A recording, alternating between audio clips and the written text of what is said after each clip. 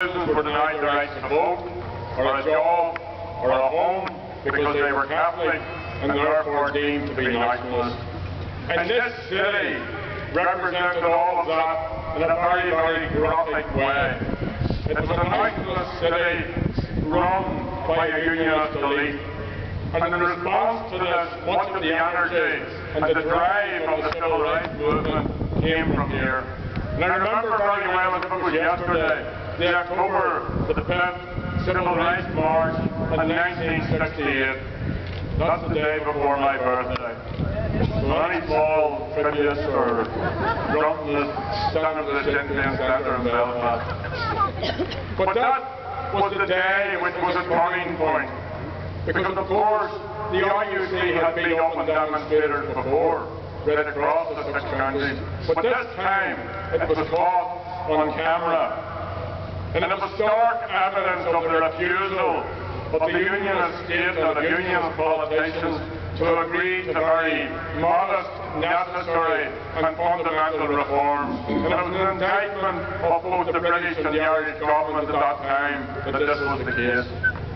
And as a result of this, very quickly the North slipped into decades of conflict, and Derry was frequently in the front line.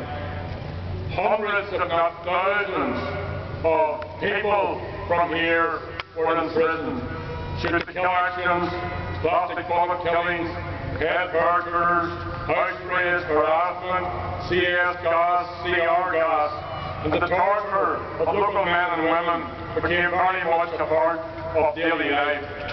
A Glan public tonic in Shaw, on the Cahara Shaw, or I, Danish, agus now Brista, Three Corach, Bishiv, Creole, agus Bishiv, Han, Kroga. Skip forward 40 years and the change has been remarkable. Of course, British jurisdiction in Ireland, other issues of injustice, of disadvantage, of poverty, of underfunding and public services continue to be major problems which need to be resolved. And they're all part of the legacy of partition and of the British government's involvement in our affairs. But the reality is that the peace process and the agreements that have emerged have brought about profound change.